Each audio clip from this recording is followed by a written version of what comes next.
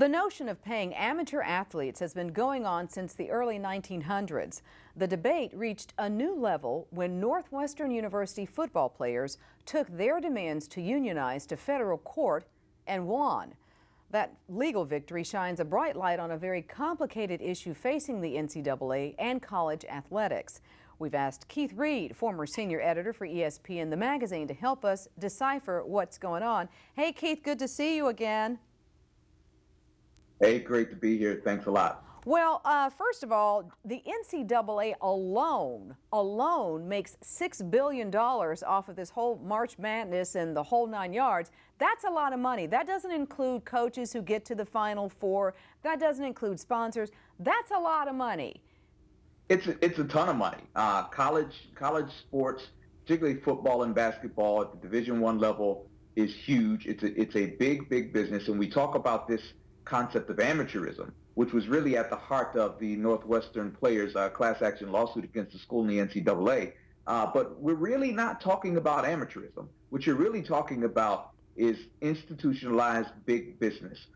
This is college sports is a big business at the upper echelon programs. You're talking about generating tens of millions, if not hundreds of millions of dollars in revenues each and every year, and the players don't get a share in that. Yeah, and so you obviously think this is wrong, that they should get a share of this.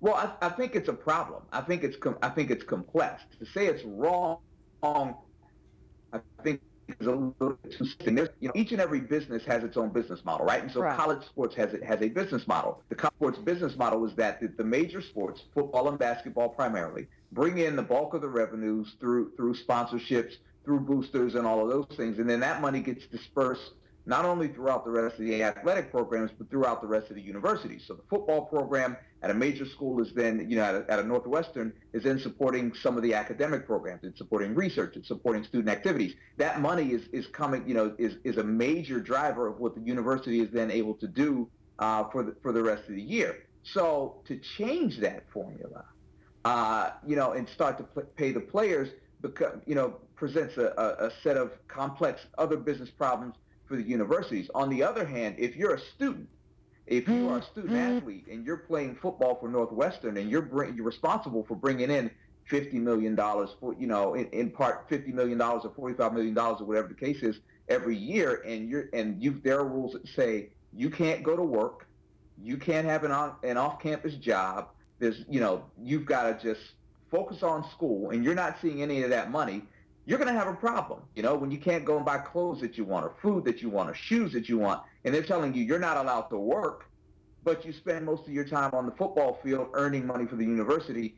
It's a real problem. Yeah, I mean, for a long time, I have not had a problem with pay to play. I mean, these guys are, as you said, bringing in so much money and are not able to inure any benefit as a result of it. And, a lot of them can matriculate out after 2 years and can go to the pros.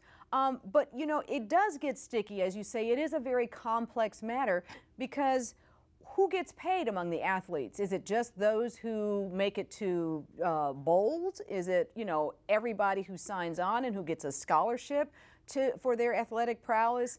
How would that work? And education is a key part of this. There needs to be an educational component to this.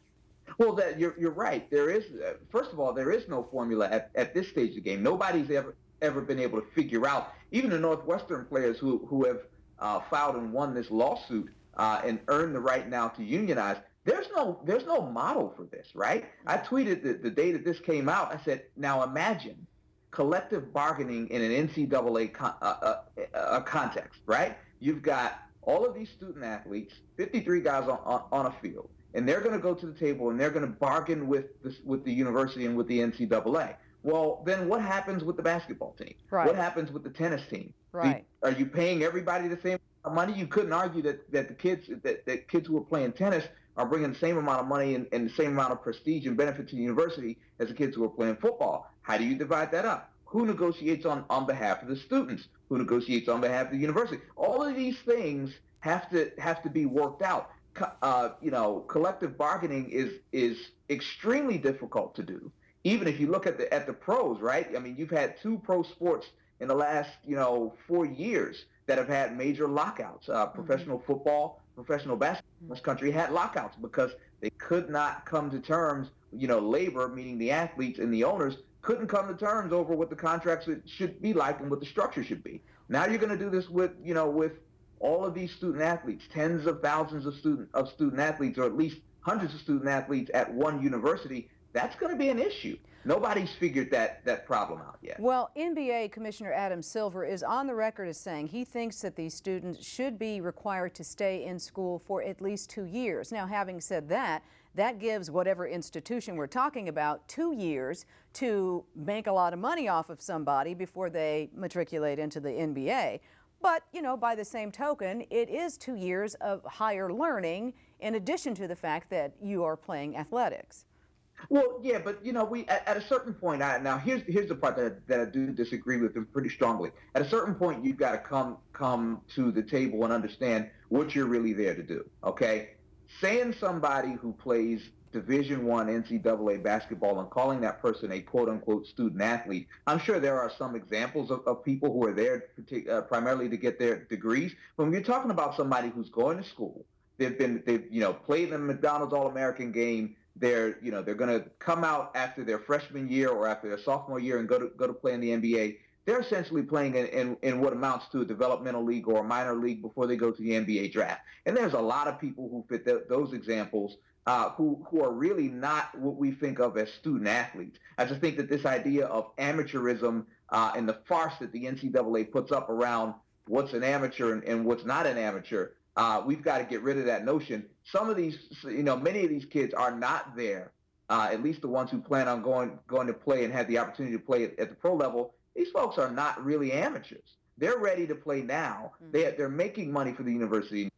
The graduation rates, if you're going to talk about, how long they should have to stay in school, then the school should have to address the graduation rates for the students. Some of the graduation rates, and especially athletes, are abysmal, and they haven't dealt with that at all. All right, Keith Reed, we know that Congress is going to get involved this week. They're going to take a look at the National Labor Relations Board's decision with respect to Northwestern University.